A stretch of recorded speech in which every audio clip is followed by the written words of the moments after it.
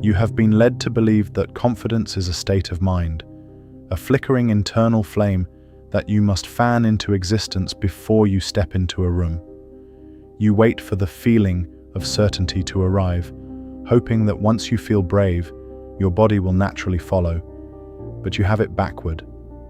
Confidence is not a feeling, it is a physical standard. It is the deliberate organization of your biological mass in a way that signals to the world, and more importantly, to your own nervous system, that you are the primary authority in your own life. Most people are leaking their status through 1,000 tiny physical compromises. They shrink to avoid conflict, they fidget to bleed off anxiety, and they mirror the frantic energy of those around them. They are physically apologizing for the space they occupy, but you are about to discover the sovereign frame. This is the physical language of the unshakable. It is the realization that your posture, your gestures, and your stillness are the hardware upon which the software of your influence runs. When you change the hardware, the software must follow. You don't wait to feel powerful to stand tall. You stand tall until the world, and your own brain, has no choice but to recognize your power. You move from the hiding of the insecure to the occupancy of the master. You are about to learn how to inhabit your skin with such density that the room naturally tilts toward you. This is not about acting tough or performing dominance. Those are the tools of the arrogant, and they are brittle. True confidence is relaxed mass. It is the ability to be the largest, most visible person in the room while remaining the most composed. It is the liquid deliberation of a predator who has nothing to prove and nowhere to rush. We are going to deconstruct the geometry of stature, the physics of stillness, and the art of the unhurried gesture. You will learn why the most powerful person in the room is often the one who moves the least, but whose every movement carries the weight of a command. Are you ready to stop shrinking into the background of your own story? Are you ready to claim the three-dimensional coordinates that belong to you? The world does not give power to those who ask for it. It yields to those who already embody it. It is time to stop talking about confidence and start wearing it. Your body is the amplifier of your intent. It is time to turn the volume up. Chapter 1. The geometry of occupancy. You must begin by confronting the most fundamental law of social physics. Status is a measurement of the space you are willing to claim. Most people walk through the world in a state of chronic contraction because they are subconsciously seeking to be non-threatening or to fit in. They inadvertently collapse their own skeletal structure. They round their shoulders, tuck their chins, and keep their limbs tight against their torso. This is the submissive silhouette. It tells the primitive, instinctual centers of every brain in the room that you are a beta entity, someone who is trying to minimize their target profile, but the person with true presence understands the geometry of occupancy. You move from the hiding of the insecure to the expansion of the sovereign, and you realize that your confidence is a three-dimensional fact before it is ever a social opinion. Think about the vertical axis of your spine. Most people carry the weight of their internal critic on their neck and shoulders, leading to a slight forward lean or a compressed appearance. This signals burden and exhaustion. To embody confidence, you must master the sovereign spine. Imagine a string pulling the crown of your head toward the sky, creating space between your vertebrae. This is not about standing at attention like a rigid soldier. It is about suspended ease. When your spine is long, your ribcage opens, providing the vocal chamber necessary for a resonant voice and the visual breadth that commands respect. You are no longer compressing your power, you are stacking it. And this verticality signals that you are ready for action, but rooted in peace. You are the pillar of the room. This geometry requires you to understand the horizontal expansion of the shoulders and chest. Insecure people often guard their heart and throat by pulling their shoulders forward, a vestigial reflex to protect vital organs from a perceived predator. This makes you look defensive and small, but the person with presence exposes their center. You roll your shoulders back and down, allowing your collarbones to broaden. This is the vulnerable front. It tells the world that you are so confident in your own strength that you don't feel the need to shield yourself. By taking up more horizontal space, you are claiming territory. You are signaling that you are the apex of the environment. This openness is not a weakness. It is the ultimate power pose because it proves you are unthreatened. Consider the physics of the base. Most people stand with their feet close together, creating a narrow foundation that makes them easy to tip over, both physically and metaphorically. This tight stance signals instability and readiness to flee. But confidence is grounded. You must learn to stand with your feet at least shoulder width apart. This wide base lowers your center of gravity and increases your physical mass in the eyes of others. It tells the room that you are anchored to the floor. When you stand with a wide base, your movements become more deliberate and less fidgety. You are no longer hovering on the surface of the interaction. You are owning the ground beneath you. You move from guest to owner. You must also recognize the entitlement of the limbs. Most approval seekers keep their arms close to their bodies, their hands hidden in pockets, or their legs tightly crossed. This is high arousal behavior. It looks like you are holding yourself together because you are afraid of falling apart. But authority is low arousal. You must learn the art of the asymmetric lean. When you sit or stand, allow your limbs to occupy disproportionate space. Place an arm on the back of a chair. Use expansive gestures that move away from your torso. Let your legs take up the space they need. This spatial entitlement tells the room that you own the furniture, the air, and the attention. You aren't fitting into the world is fitting around you. You are the primary object. Think about the physics of the head level. Many people, when trying to be likable, tilt their head to the side. This is a submissive signal that exposes the neck and mimics the behavior of a submissive animal. It tells the listener, "I am harmless." While useful for building rapport, it is fatal for authority. To embody confidence, you must keep your head level. Your chin should be parallel to the floor, and your gaze should be horizontal. This level head signals objectivity and judgment. It tells the world that you are evaluating the situation from a place of neutrality. When you do move your head, do it slowly and intentionally. A quick turn of the head is a startle reflex. A slow turn of the head is an act of choice. You are granting your attention, not losing it. This requires you to divorce your body from the need to please. Most of our bad posture is actually a social strategy to avoid conflict. We shrink so we don't stand out. We slouch so we don't look arrogant. We fidget so we look busy. But confidence is the courage to be seen in your full dimensions. You must be willing to be the tallest and widest version of yourself without apologizing for it. You must realize that taking up space is not an act of aggression against others, but an act of integrity toward yourself. Your body is the amplifier for your intent. If the amplifier is collapsed, the signal will always be distorted. But when the amplifier is open, your presence carries the resonance of the entire room. Start practicing the sovereign reset. Every time you walk through a doorway today, take a split second to reset your geometry.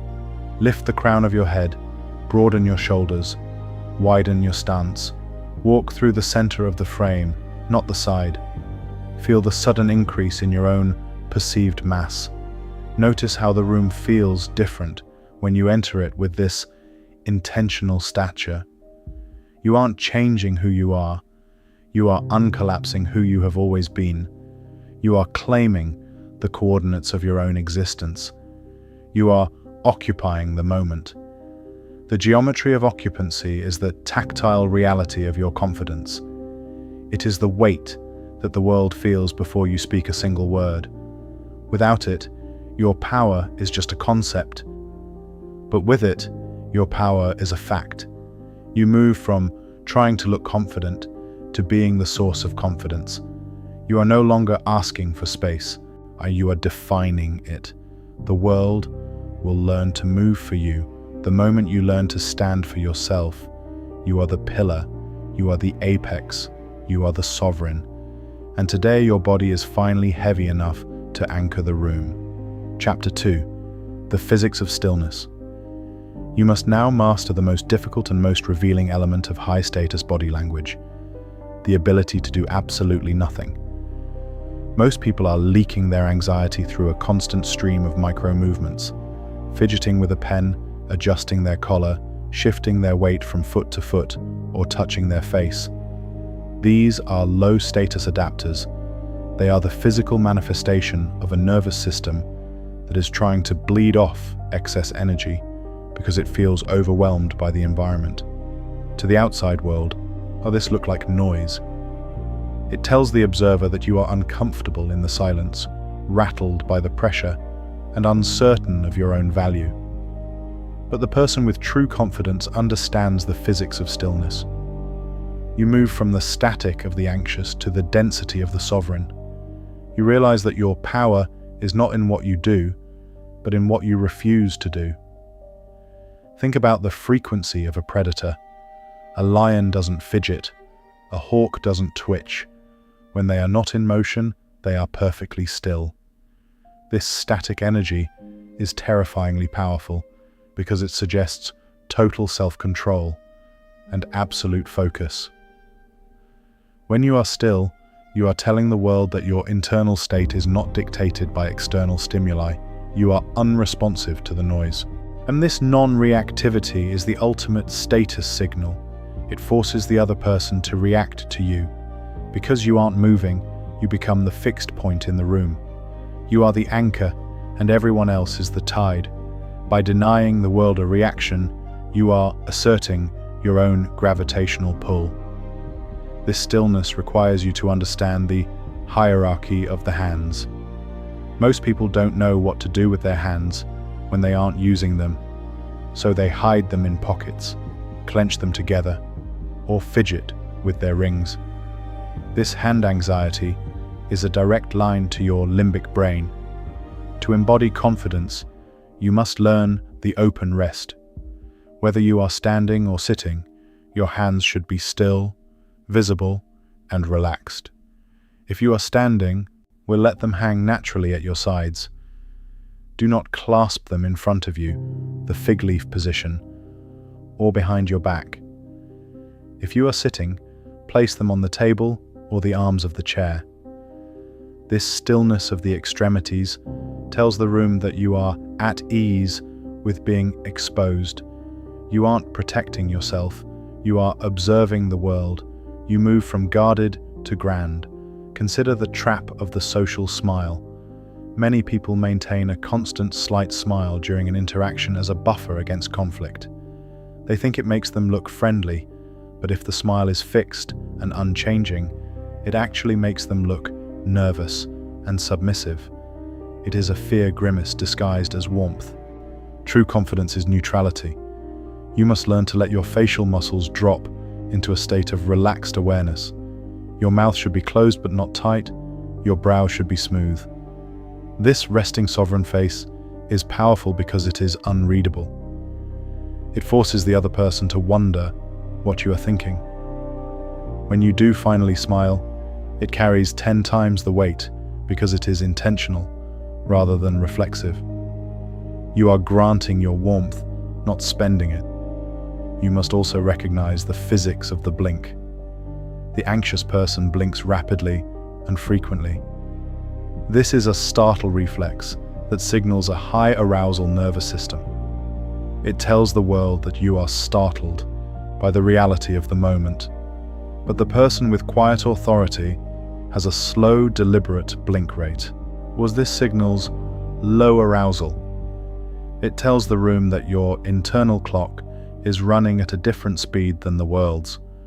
When you slow down your blinks, you are claiming the time it takes to process the environment. You aren't rushing to see, you are allowing the world to be seen by you. This visual stillness is the foundation of presence. It suggests that you have seen it all and are surprised by nothing. Think about the geometry of the nod. Most approval seekers over-nod while listening, as if they are a bobblehead trying to prove their engagement. This frantic nodding is a submissive signal that says, "I agree, please keep liking me." But confidence is selective. You must learn to be a still listener. You look at the speaker with a steady, neutral gaze, and you don't nod until they have made a point that you actually agree with. This delayed validation makes your approval incredibly valuable. It forces the other person to work harder to reach you. You are the judge, and the judge does not nod until the evidence is complete. By being physically quiet while others speak, you ensure that when you finally do move, the entire room notices. This requires you to overcome the itch of the ego. Fidgeting is usually the ego trying to soothe itself in the face of judgment. You touch your neck to reassure yourself. You adjust your watch to feel in control. But authority is the courage to be uncomfortable. You must learn to sit in the pressure of the moment without moving a muscle. You must become comfortable with the void. When you can sit in a silent room without fidgeting, you have achieved internal sovereignty. You are no longer distracted by your own anxiety. You are solid. You move from a liquid that takes the shape of its container to a solid that defines the space around it. This stillness extends to your transitions. When you move from one position to another, say, from sitting to standing, the insecure person does it quickly and clumsily, trying to get it over with. But the sovereign person moves with liquid deliberation. You don't rush the movement. You inhabit it. You stand up with a smooth, steady motion. You turn your head slowly to address a newcomer. This economy of motion tells the world that you are sovereign over your own tempo. You aren't reacting to the arrival of others. You are incorporating them into your existing reality. You are the center of gravity. Start practicing the 5-minute statue. Once a day, sit in a chair or stand in a room and resolve to be perfectly still for 5 minutes. Do not scratch an itch. Do not adjust your clothes. Do not blink more than necessary. Watch the urge to move as it arises in your mind. Notice the panic of the ego as it tries to fidget its way out of the stillness. Stay there. You are training your prefrontal cortex to overrule your limbic system. You are building the muscles of physical authority. You are claiming your own stillness. The physics of stillness is the foundation of your confidence. It is the density that the world feels when you walk into a room. Without it, your stature is just a hollow shell. But with it, you are unshakable. You move from being a noisemaker to being a truth bearer. You are no longer bleeding your energy into the environment. You are containing it for your own use. The world will learn to be still for you the moment you learn to be still for yourself. You are the anchor. You are the density. You are the sovereign. And today, your stillness is finally heavy enough to hold the world. Chapter 3. The Architecture of the Gaze.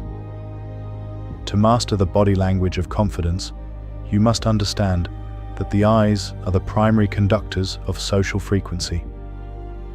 Long before a word is spoken, the visual contract between two people determines who will lead and who will follow. Most people use their eyes as scouts, darting, restless instruments that are constantly scanning the environment for threats, for a nod of approval, or for a way to escape the tension of being seen. This is the submissive gaze. It signals to the world that you are reactive that your internal state is fragile and that you are easily overwhelmed by the presence of others. But the person with true confidence understands the architecture of the gaze, and you move from the flicker of the anxious to the steady beam of the sovereign. You realize that your sight is actually a form of touch. Think about the physics of the break.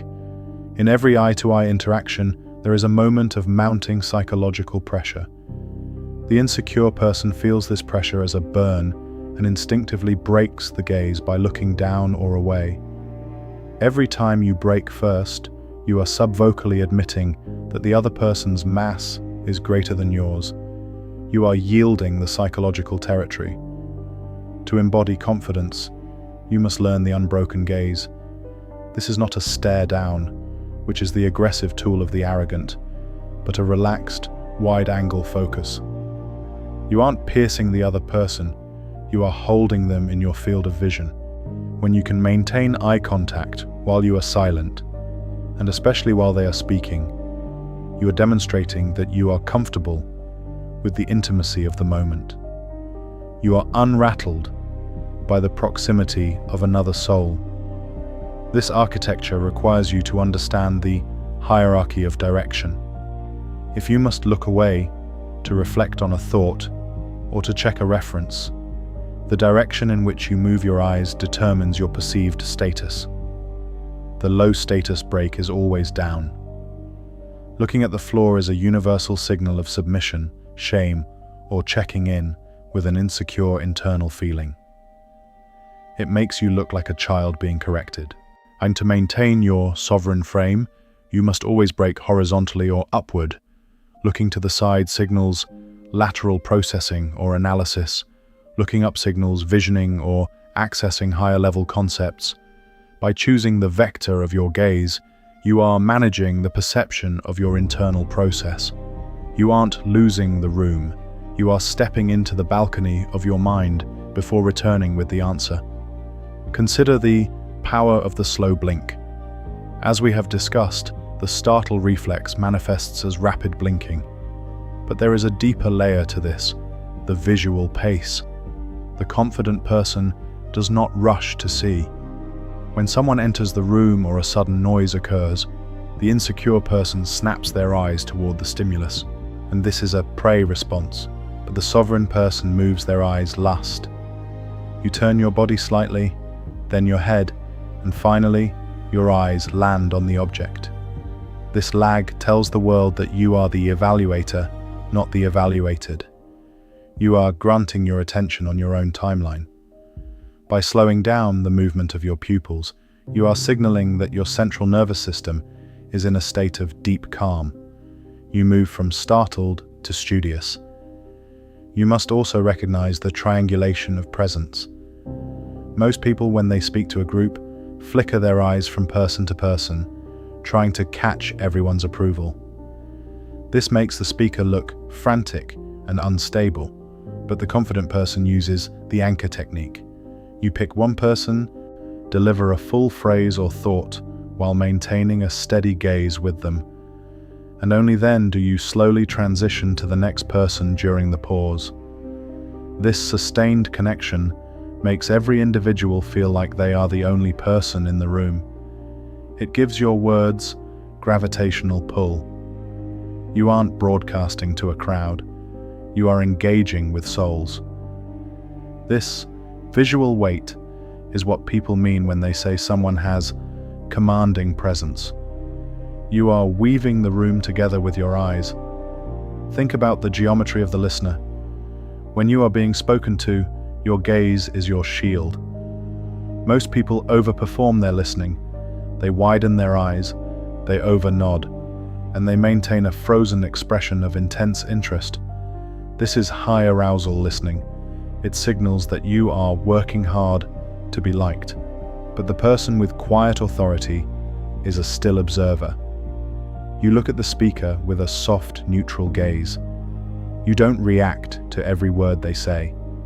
This visual stillness acts as a pressure cooker for the other person. It forces them to be more precise, more honest, and more careful with their words. You are the filter through which their truth must pass. By being visually quiet, you are reclaiming the power in the interaction. You move from the audience to the judge. This requires you to divorce your gaze from your emotional volatility. Most people's eyes give them away. They dart when they lie, contract when they are afraid, and widen when they are shocked. But confidence is the courage to remain open. You must learn to soften your gaze even when the conversation is hard. You must invite the world in through your eyes without letting it shake your center. This vulnerable strength is what makes your presence so magnetic. People can feel that you are truly there, not just performing a role. You are transparently powerful. You aren't shielding yourself from the gaze of others. You are absorbing it. You move from hiding to beholding. Start practicing the 3-second hold.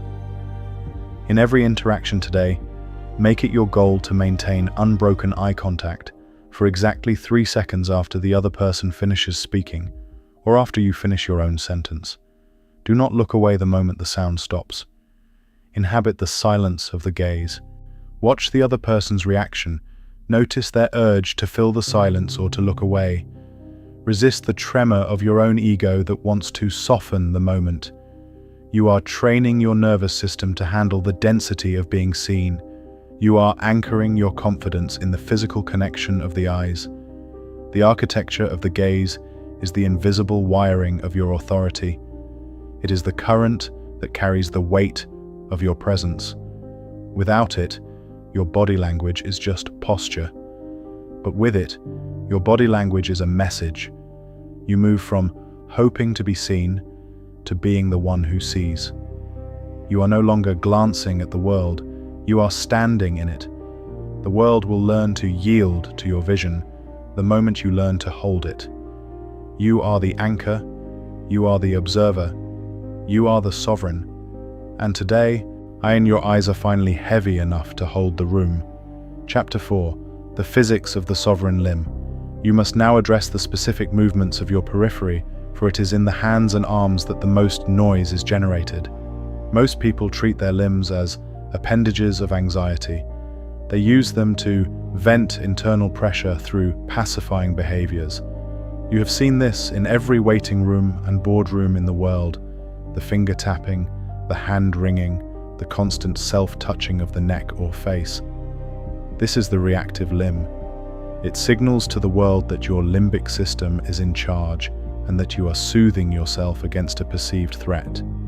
But the person with true confidence understands the physics of the sovereign limb. You move from the fidget of the uncertain to the deliberation of the master. You realize that your gestures are not just movement. They are the sculpting of the air around you. Think about the geometry of the gesture. Most people use small, tight movements that stay close to their center. They keep their elbows tucked in and their hands near their chest. This is high arousal behavior.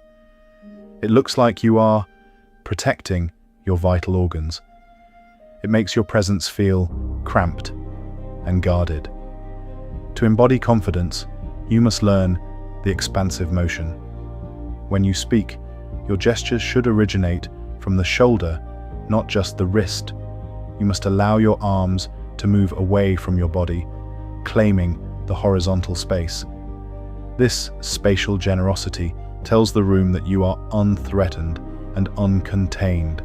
You aren't fitting into the space, you are defining it. By enlarging your physical footprint, you are amplifying the scale of your ideas. This physics requires you to understand the hierarchy of the palms. In the biological shorthand of the human brain, the hands are status indicators. Low-status people often hide their palms, keeping them face down or in their pockets.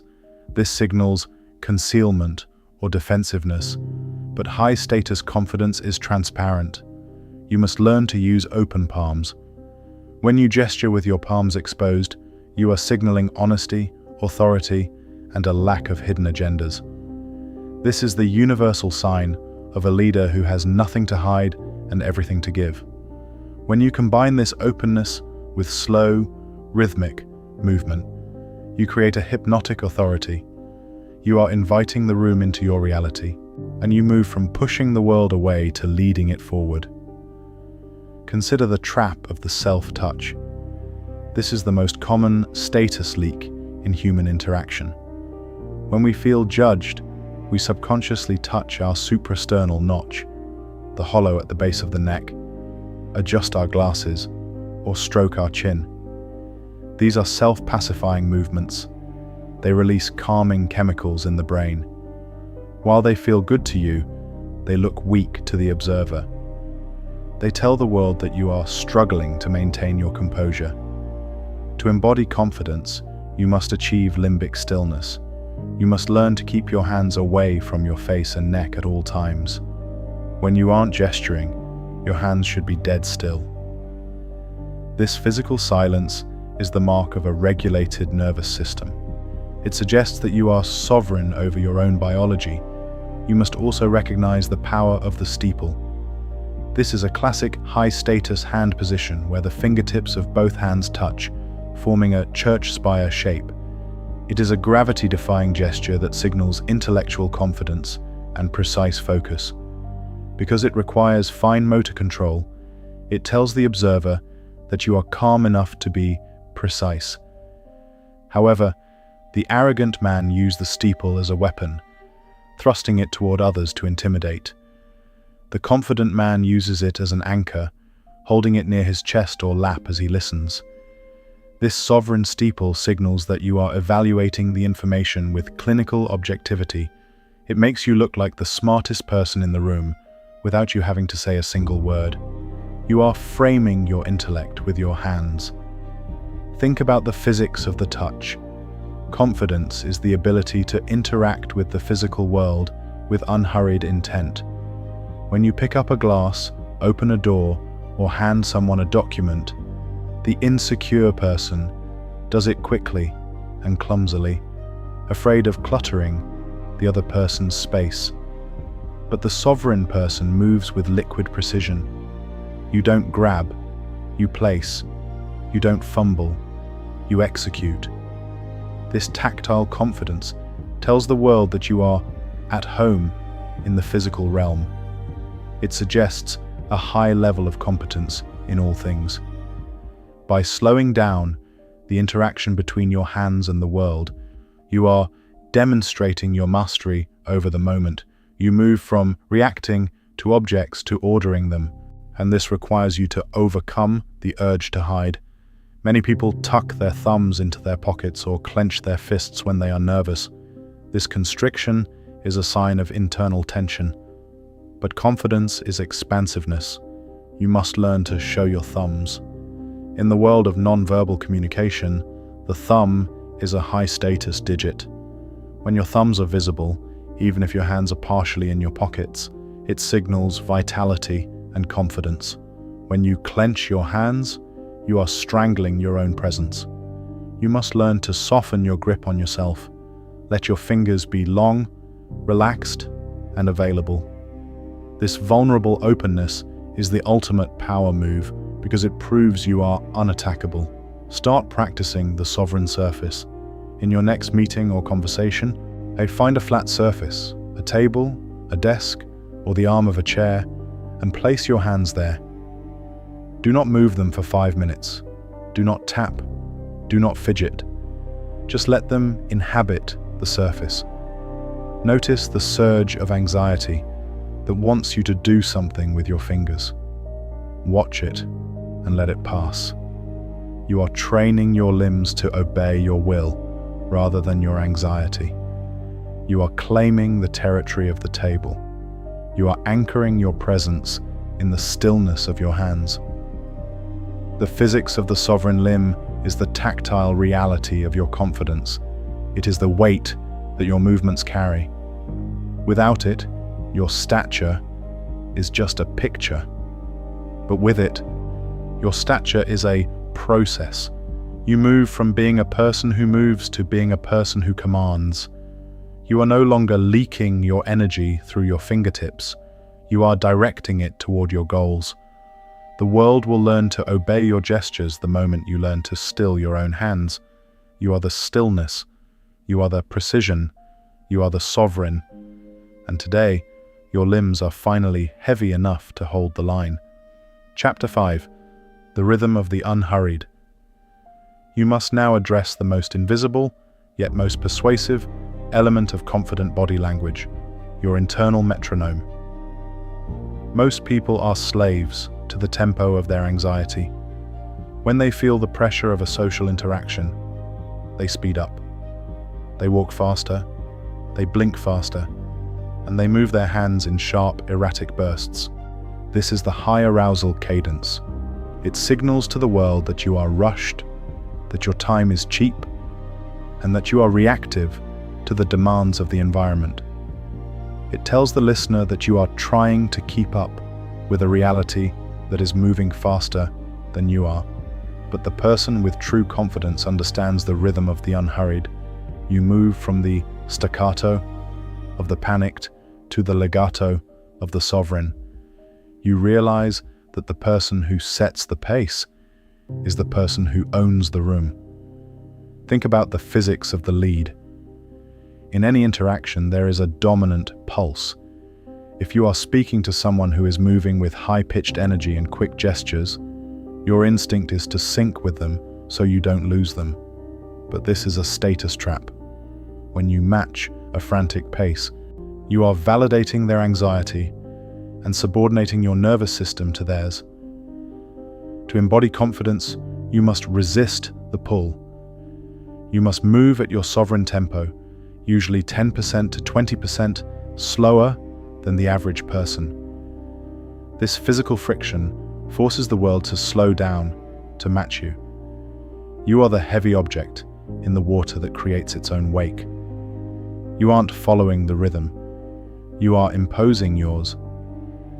This rhythm requires you to understand the hierarchy of the turn. When someone calls your name or walks into your peripheral vision, how do you respond? The low-status person snaps their head toward the stimulus instantly. This is a startle reflex that signals you are on edge. But the confident person practices the delayed pivot. When someone calls you, you finish your current thought or movement first. Then, you turn your entire torso slowly toward them, followed by your head and finally your eyes. This sequential movement tells the world that your internal momentum is stronger than any external intrusion. It proves that you are committed to your own timeline. You move from the startled to the sovereign. Consider the trap of the fast walk. Many people believe that walking quickly makes them look important or busy. In reality, it often makes them look stressed and low value. A fast gait suggests that you are late or that you are at the mercy of someone else's schedule. But the confident walk is rhythmic and grounded. You take longer strides. You allow your arms to swing naturally, not tucked in, and you keep your head level. You walk as if you have nowhere to be, but exactly where you are. This spatial entitlement tells the room that you own the ground you are crossing. By slowing down your transit, you are demonstrating that you are the destination, not the messenger. You must also recognize the power of the strategic pause in your movements. Most people move in run-on sequences. They reach for a glass, take a sip, and set it down in one blurred motion. This looks functional, but unrefined. The confident person uses the micro-stop. You reach for the glass.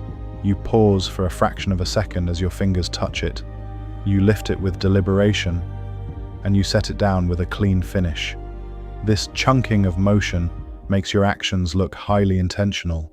It tells the observer that you are fully present for every micro moment of your life. You are editing your reality as you live it, and you move from doing to executing. Think about the physics of the breath as it relates to movement. Confidence is the ability to breathe through your actions. Most people hold their breath when they are performing a task under pressure, like giving a presentation or meeting someone new. This creates stiffness and tension in the body. To embody confidence, You must synchronize your movement with your exhale. When you stand up, do it on the out-breath. When you gesture, do it as you release air. This cyclical rhythm creates a sense of infinity. It suggests that you have unlimited energy and unlimited poise. It removes the brittle edge from your presence. You are no longer fighting the environment, you are flowing through it. This requires you to divorce your tempo from your need for efficiency. Most of us rush because we have been trained to not waste time. But in the realm of presence, fast is often interpreted as disposable. You must be willing to be the slowest person in the conversation without feeling guilty. You must realize that the value you provide is not in the speed of your delivery, but in the integrity of your presence. When you slow down, you are valuing the moment more, not less. This respect for the present is the ultimate status signal. It proves you are sovereign over the ticking clock. You move from the exhaustion of the runner to the vitality of the observer. This cadence extends to your visual processing. Do not flicker your eyes across the room and move your gaze as if it were a heavy spotlight.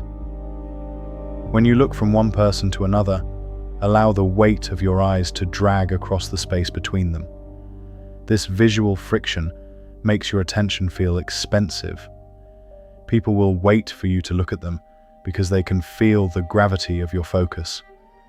By slowing down your vision, you are ordering the room. You move from the distracted to the deliberate. Start practicing the sovereign minute. For 60 seconds today, move through your environment at half speed. Make your coffee, open your laptop, or walk to the car with exaggerated deliberation. Notice the sudden clarity it brings to your mind. Notice how loud the world feels in comparison to your quiet pace. You are training your nervous system to accept a slower frequency as the dominant one. You are installing the rhythm of the unhurried into your muscles. The rhythm of the unhurried is the heartbeat of your confidence. It is the tempo that the world eventually aligns to. Without it, your stature is chaotic and noisy. But with it, you are hypnotic. You move from competing for time to owning the clock. You are no longer reacting to the speed of the world. You are setting the speed of your own life. The world will learn to wait for you the moment you learn to wait for your own breath. You are the rhythm. You are the tempo. You are the sovereign. And today, your cadence is finally heavy enough to hold the line. Chapter 6. The Art of the Intentional Touch. You must now address the way your body interacts with the physical objects and the people in your environment. Most people treat their touch as a series of accidents. They fumble with their keys, clatter their coffee cup onto the table, and offer limp or crushing handshakes that reveal their internal overcompensation. These are low-status tactile leaks. They signal that you are not in harmony with the physical world, and therefore, you are likely not in command of your own internal world. But the person with true confidence understands the art of the intentional touch. You move from the clumsy to the calculated. You realize that every time your skin meets a surface, you are signing your name to the moment. Think about the physics of the object. When you reach for a phone, a pen, or a door handle, the insecure person moves with a jerky, high-velocity motion. They are trying to get it over with because they feel that taking time to move is imposing on others. This makes their movements look brittle. To embody confidence, you must practice tactile deliberation. You move your hand toward the object with a steady, unwavering arc. As your fingers make contact, you do not grab, you connect. You feel the weight, the texture, and the resistance. This sensory awareness tells the world that you are fully present. You aren't rushing through the physical world, you are mastering it. You move from using things to ordering them. And this art requires you to understand the hierarchy of the handshake. The handshake is the only moment in a standard interaction where you mechanically link your nervous system to another person's. Most people fail this test in one of two ways: the dead fish, which signals a lack of vitality and boundaries, or the bone crusher, which signals a desperate need to dominate. Both are low status. The confident handshake is centered and synchronized. You offer a web-to-web connection with a firm but not aggressive grip.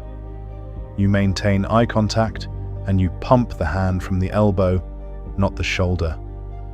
This controlled energy tells the other person that you are solid, reliable, and unthreatened. You aren't squeezing for power, you are sharing a standard. And consider the trap of the space invader. Some people believe that touching others frequently, patting shoulders, grabbing elbows is a sign of dominance. While it can be a high-status move, if it is done too early or too often, it looks needy and intrusive. It reveals a lack of social calibration. True confidence is spatial respect. You understand the invisible boundaries of the people around you.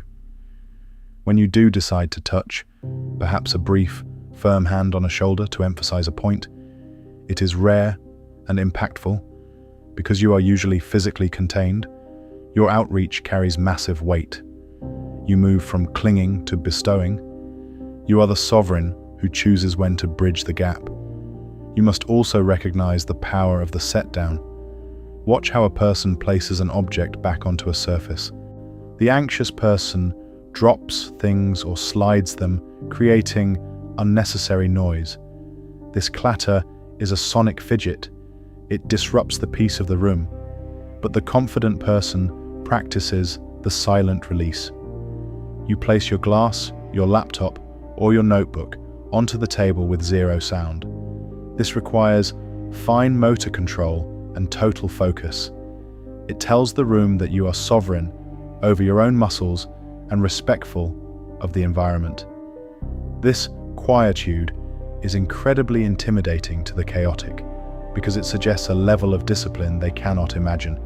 You move from the noisy to the notable. Think about the physics of the apparel. How you touch your own clothes reveals your status. The insecure person is constantly adjusting, straightening a tie, pulling down a jacket, or fixing a cuff. And this tells the world that you feel like an imposter in your own skin. You are checking to see if the costume is still working. To embody confidence, you must practice the one-time adjustment. You fix your clothes before you enter the room, and then you forget they exist. You must be comfortable in your disarray. If your collar is slightly turned, leave it. This non-adjustment signals that you are focused on the mission, not the mirror. You move from the performer to the person. This requires you to divorce your tactile habits from your internal chaos. Many of us fidget with objects, pens, paper clips, or phones as a way to ground ourselves when we are nervous. But this object fidgeting is a neon sign of insecurity. You must learn to leave things alone. If a pen is on the table, let it stay there. If your phone is in your pocket, let it sleep. You must be sufficient within your own physical frame without needing an external anchor. When you can sit in a room with nothing in your hands and no urge to touch, you have achieved tactile sovereignty. You are complete. You move from needing the world to occupying it. This intentionality extends to your interaction with furniture. Most people plop into a chair or lean into a wall as if they are seeking support because they are too tired to hold themselves up. This signals low vitality. The sovereign person uses the furniture but does not depend on it. When you sit, you place your body into the chair with control. You use the armrests to expand your frame, but you do not collapse your spine.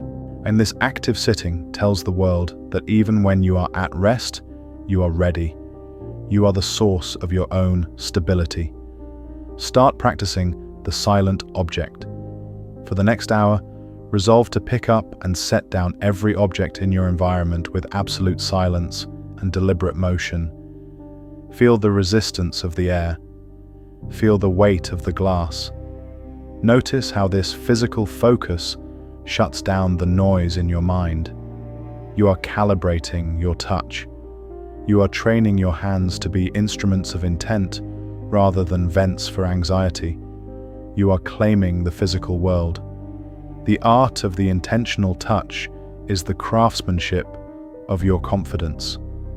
It is the finish on the sculpture of your presence. Without it, your stature is brittle and clumsy. But with it, you are refined. You move from fumbling through life to mastering the moment. You are no longer reacting to the objects around you.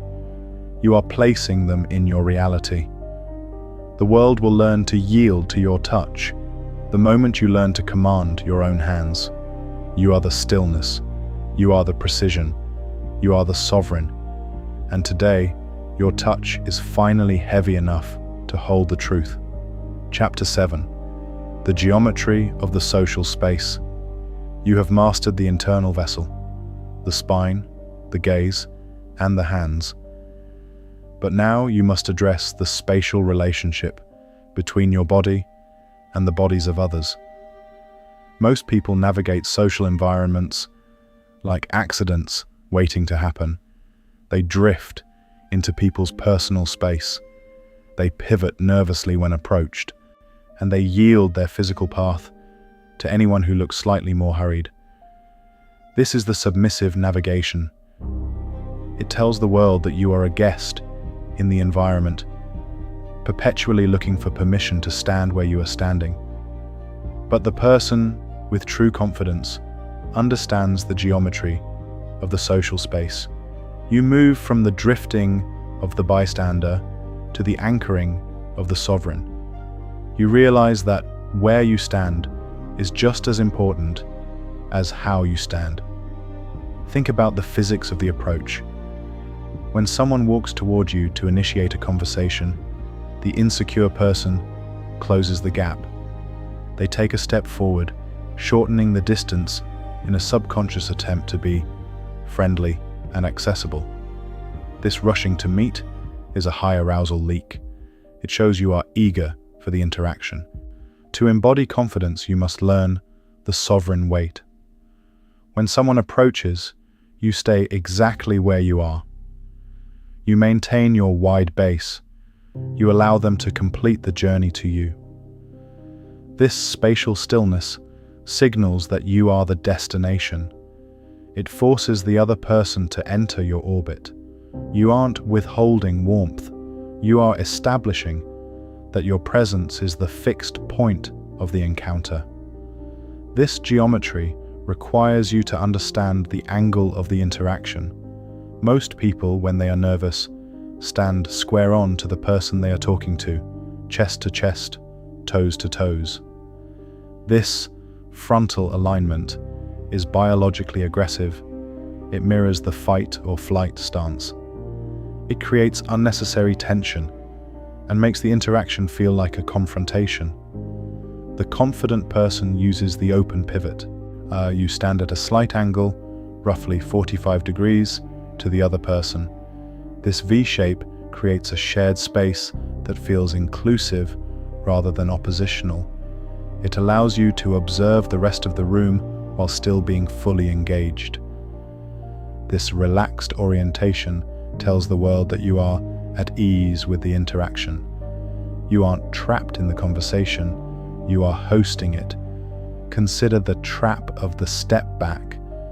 In a conversation, if the other person steps into your personal space, the insecure person reflexively takes a step back to restore the distance.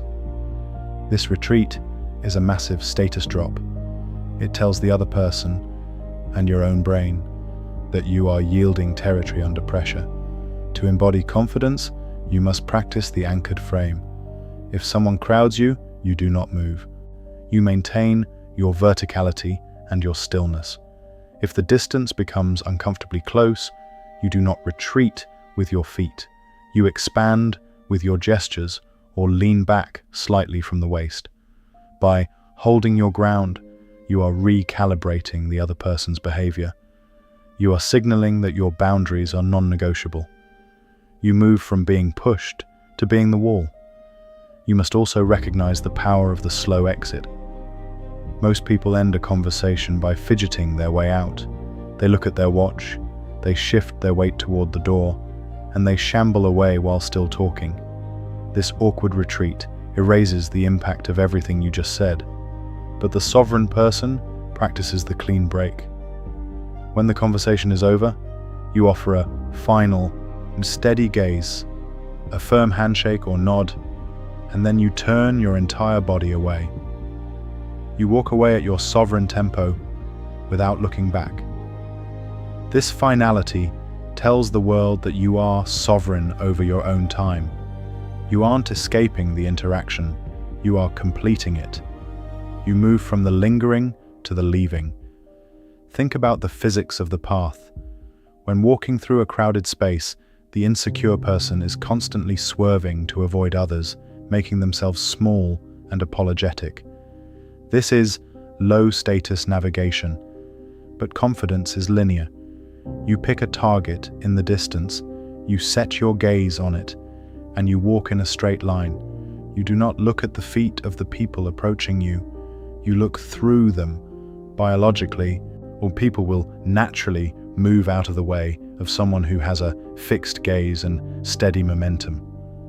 This spatial dominance isn't about being rude, it's about being certain. By claiming your path, you are demonstrating your will. You move from weaving to winning. This requires you to overcome the urge to disappear. Many people huddle in corners or hide behind furniture in social settings. This self-marginalization is a sign of spatial fear. But confidence is centrality. You must be willing to stand in the middle of the room. You must be willing to occupy the high-traffic areas. You must realize that visibility is not a threat, it is an opportunity. When you stand in the center, you are telling the world that you are unafraid of being the focus of the room. You are inviting the environment to organize itself around you. You move from the periphery to the power center. This geometry extends to your interaction with objects in the space. Do not cling to your drink or hide behind your laptop. Use the objects to extend your frame. Place your coat on the chair next to you. Spread your notes across the table. This territorial marking tells the room that you are at home. You aren't visiting the space, you are commanding it. You must be comfortable with your expansion. If you are sitting on a couch, stretch your arms across the back. This spatial entitlement is the ultimate power move because it proves you are relaxed enough to be large. Start practicing the sovereign anchor. In your next social gathering or meeting, pick a spot and resolve to stay there for 10 minutes. Do not shift your feet. Do not drift toward the wall. Stay in the open space. Notice the surge of anxiety that wants you to hide. Watch it and let it pass. You are training your spatial awareness to accept visibility as your natural state. You are claiming your coordinates. You are anchoring your presence in the geometry of the room. The geometry of the social space is the map of your confidence. It is the territory that your presence occupies. Without it, your stature is homeless. But with it, you are landed. You move from drifting through life to anchoring the moment. You are no longer asking for a place to stand. You are defining where the center is. And the world will learn to orbit you the moment you learn to stand your ground. You are the anchor, you are the center, you are the sovereign, and today, your space is finally heavy enough to hold the truth. Chapter 8. The Architecture of Adaptive Mirroring. You must now master the most sophisticated tool in the arsenal of the socially intelligent, the ability to synchronize your physical frequency with another's without losing your own. Most people mirror others accidentally and submissively. When they meet someone with high energy or a loud voice, they instinctively ramp up to match them, or worse, they shrink to accommodate them. This is the reflexive mirror. It signals that you are reactive and that your internal state is a copy of someone else's. But the person with true confidence understands the architecture of adaptive mirroring.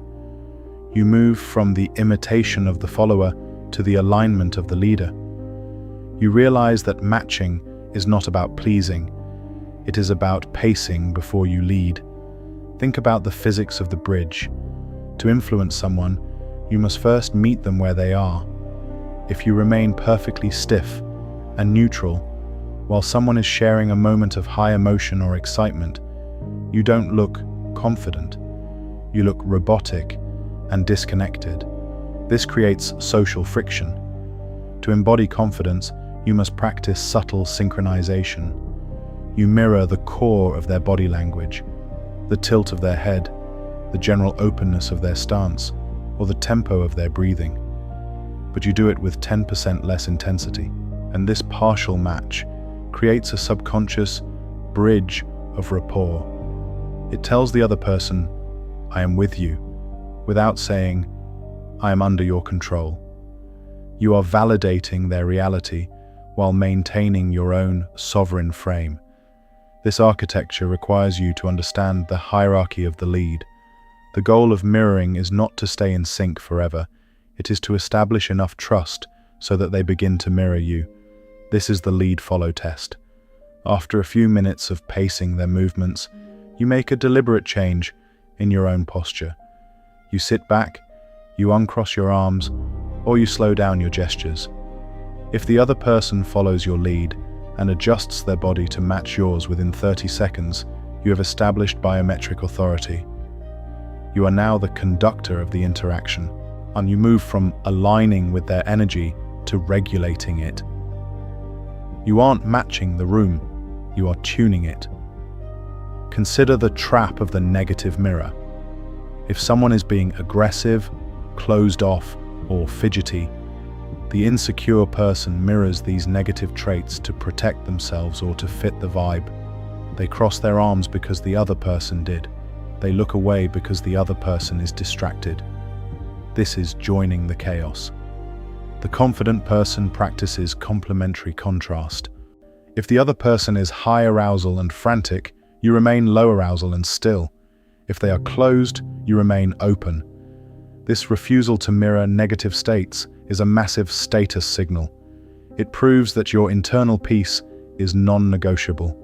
You are the cool water to their fire. You move from multiplying the tension to neutralizing it. You must also recognize the power of the vocal mirror. Confidence is the ability to tune the volume and pitch of the interaction. Most people uptalk or shout to be heard. But the sovereign person knows that the lowest volume in the room often holds the most power. If the other person is speaking loudly, you mirror their intensity, but drop your volume. This forces them to lean in and quiet down to hear you. This vocal pacing is a form of physical magnetism. It tells the world that you don't need to compete for the airwaves. By lowering the threshold, you are claiming the intimacy of the moment. You move from the shouting of the desperate to the whispering of the wise. Think about the geometry of the group mirror. When you are in a circle of people, the insecure person tries to mirror everyone at once, leading to a twitchy, unsettled presence. But the confident person identifies the social anchor, the person with the most influence or stability, and subtly aligns with them. By physically siding with the highest status person in the room, you are borrowing their authority while strengthening your own. You become a unified front of presence. This strategic alignment tells the room that you belong at the top of the hierarchy. You aren't begging for entry, you are already part of the inner circle. This requires you to overcome the urge to be a chameleon. Many people lose themselves in others because they are afraid of standing out or being different. They fake interest and mimic personalities. But confidence is authentic calibration. You mirror the physicality, not the identity. You must be willing to be the most different person in the room if the environment is unhealthy or low value. You must realize that belonging is not the same as blending in. When you can mirror the best of the world while rejecting the worst, you have achieved sovereign versatility. You are liquid enough to connect, but solid enough to survive. This mirroring extends to your temporal awareness. If the other person is rushed, you pace their speed for a moment to show competence, and then you gradually slow them down to your sovereign tempo. This is the braking maneuver. It is the highest form of leadership. You are rescuing the other person from their own anxiety. You are showing them a better way to be. By owning the clock and inviting them into your slower rhythm, you are performing an act of grace. You move from the servant of time to the master of the moment. Start practicing the 30-second lead. In your next conversation, spend the first minute subtly mirroring the other person's breathing and posture. Then, deliberately, shift your weight. You can cross your legs or take a deep, slow breath. Wait 30 seconds. If they follow you, you have captured the frame. If they don't, return to pacing for another minute and try again. You are training your influence at the biological level. You are calibrating your mirror. The architecture of adaptive mirroring is the bridge of your confidence. It is the mechanical link between your internal power and the external world. Without it, your stature is isolated and cold. But with it, you are influential. You move from being a person in a room to being the person who defines the room. You are no longer copying the world. You are leading it into a higher state of composure. The world will learn to follow your lead the moment you learn to pace its breath.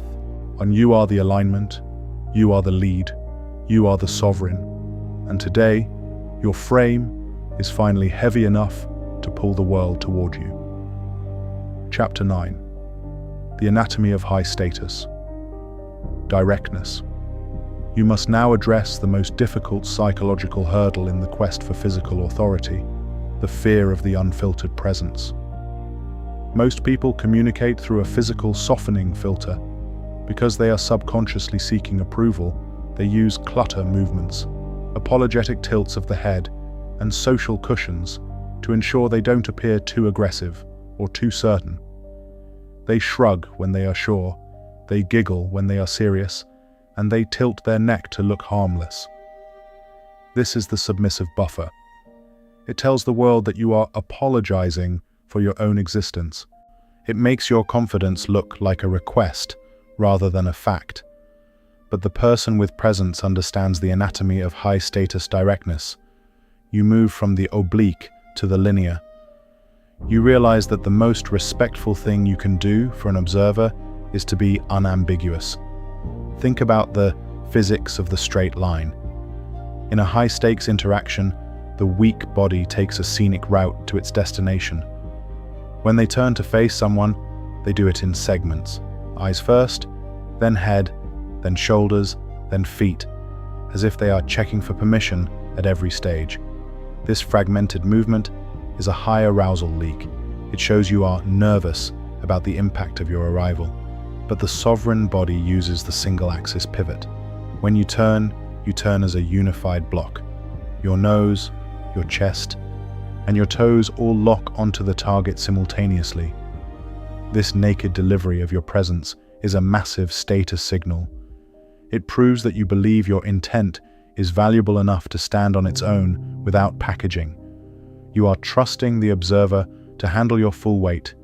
You move from the negotiator to the truth. This directness requires you to master the art of the finality. Most people move in run-on sequences because they are afraid of the starkness of a stop.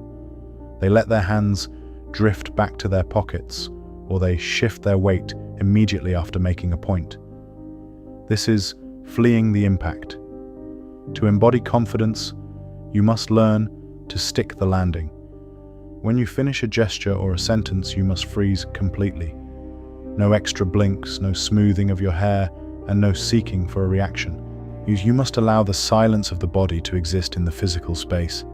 This starkness tells the world that you are finished and that you mean what you did. You aren't looking for a consensus. You are providing a conclusion. Consider the trap of the head tilt. Many people, when trying to be empathetic or approachable, tilt their head to the side. While this is a powerful tool for rapport, it is the enemy of authority. A tilted head is a universal sign of submission. It mimics a subordinate animal exposing its jugular. It tells the world, I am not a threat.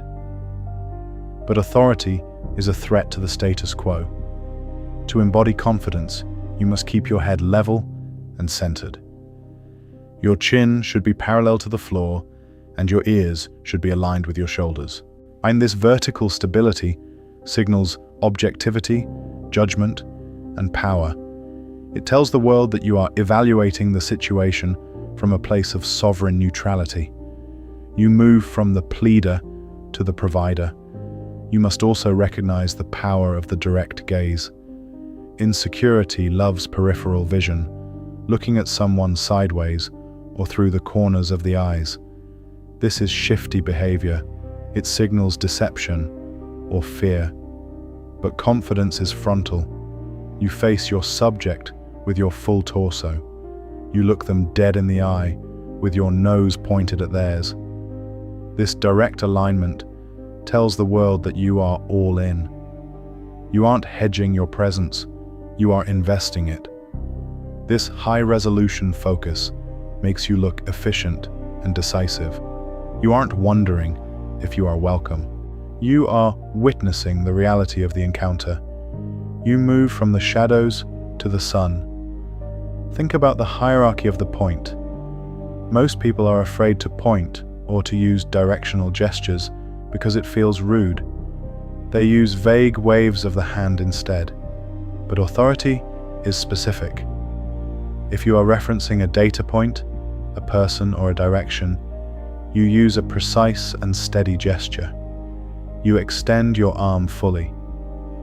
This granularity tells the world that you are in command of the details. It proves that you aren't guessing or hoping. You are observing with clinical clarity. By being physically specific, you are taking responsibility for the truth. And you move from the haze to the highlight. This requires you to overcome the fear of being intimidating. Many people are indirect because they want to be liked. They think that clarity is cruelty. But the opposite is true. Physical vagueness is cruel because it creates anxiety and unpredictability in others. Directness is kind because it provides certainty. You must be willing to be the person who stands firmly when everyone else is wavering. This radical transparency of the body is the jet fuel of your influence. When people know that your physical signals match your internal intent without sugarcoating it, they will trust you more than anyone else in the room. Or you become the anchor in a sea of polite shadows. This directness extends to your corrections. When you need to disagree or stop someone, the insecure person softens the move with a nervous smile or a shuffling of the feet. This is confusing. The person with authority interrupts with a physical stop. You raise a hand, you square your shoulders, and you still your face. There is no anger in the move, only fact. By removing the emotion from the physical correction, you make it easy for the other person to align with you. You aren't attacking them, you are redirecting the energy of the room. This clinical directness is the ultimate sign of a master.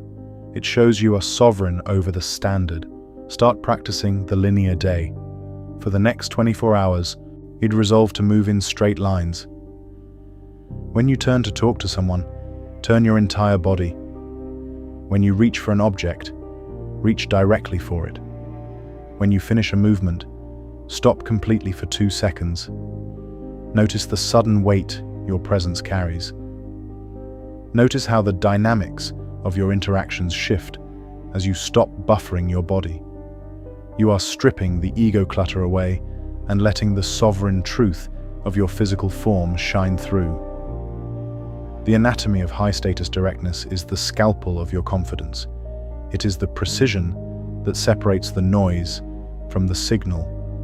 Without it, your body language is blurry and forgettable, but with it, you are sharp. You move from being a person who is there to being a person who is felt. You are no longer negotiating for your space. You are documenting it. The world will learn to believe you the moment you learn to state it physically. You are the directness, you are the linear, you are the sovereign, and today, your body is finally heavy enough to cut through the fog. Chapter 10. The Unshakable Standard of Presence. You have integrated the geometry, the stillness, the gaze, and the directness, but the final threshold of physical authority is the transition from practicing these traits to embodying them as an unbreakable standard. Most people treat confident body language like a costume they put on for big meetings or high-stakes dates, only to collapse back into their submissive habits the moment they are alone or in low-stakes environments. This is the inconsistency leak. It tells your own subconscious that your confidence is a lie, a performance you are maintaining to trick the world. But the person with the rare balance understands the unshakable standard of presence. You move from the effort of the actor to the inevitability of the sovereign. You realize that how you sit in your living room when no one is watching is exactly how the world will eventually perceive your value. Think about the physics of the private moment. True authority is built in the dark.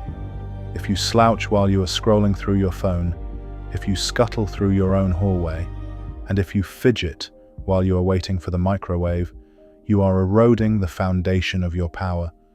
You are training your nervous system to be reactive and compressed. To embody confidence, you must maintain your sovereign baseline at all times. You must move with deliberation even when you are exhausted.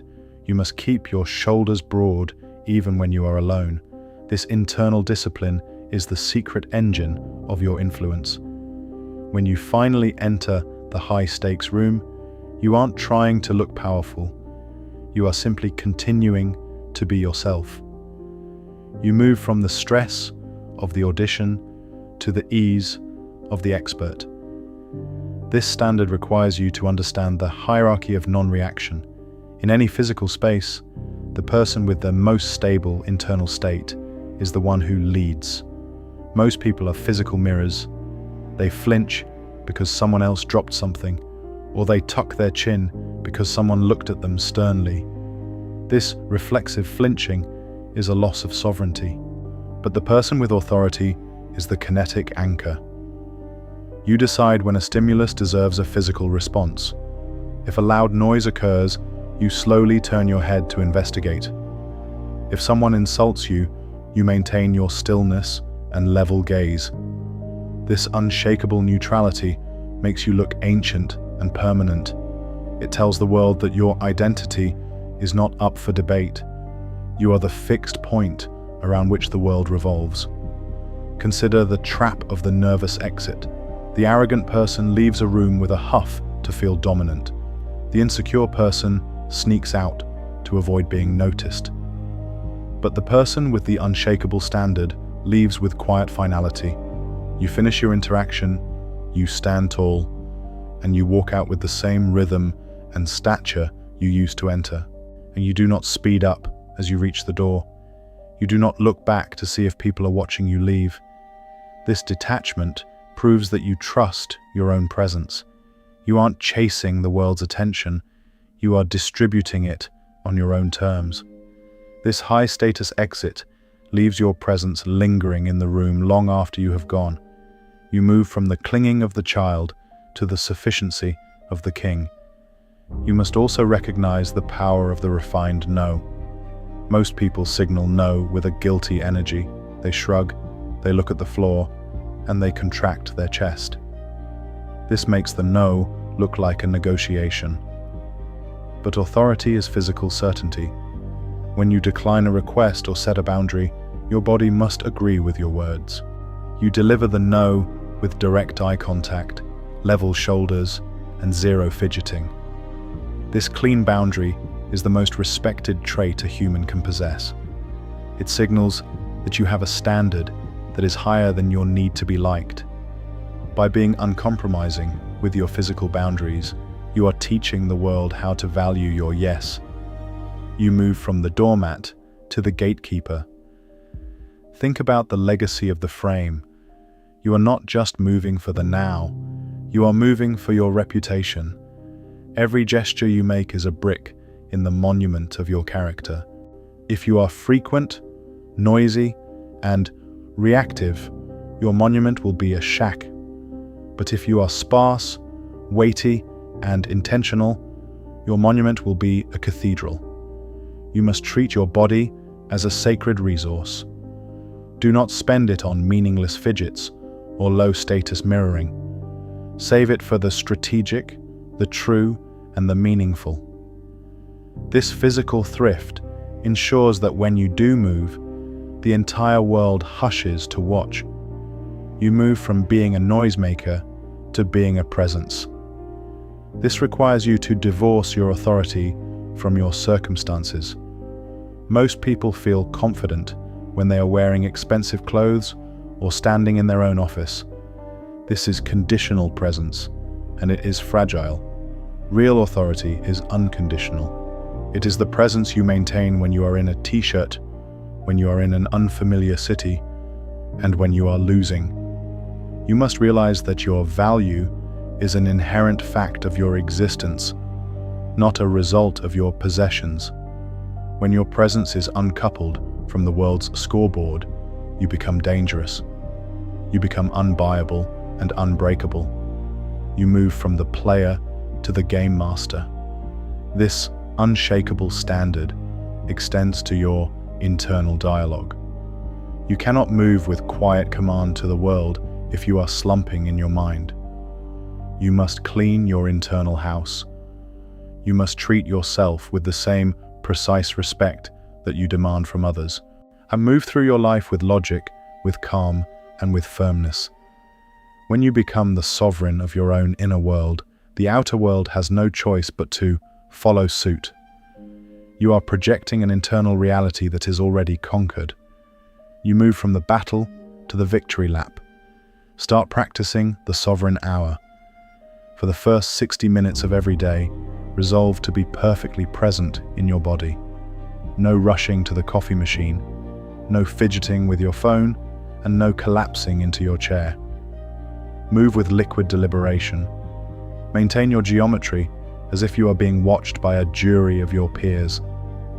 This morning ritual sets the tempo for your entire day.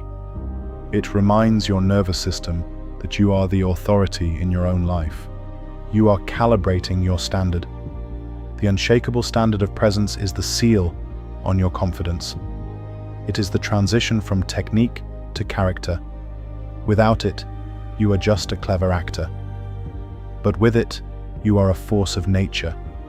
You move from trying to look confident to being the one who is followed. You are no longer performing for the world. The world is witnessing you. The world will learn to obey your standards the moment you learn to obey your own. You are the standard. You are the presence. You are the sovereign. And today, your body is finally heavy enough to rule your own life.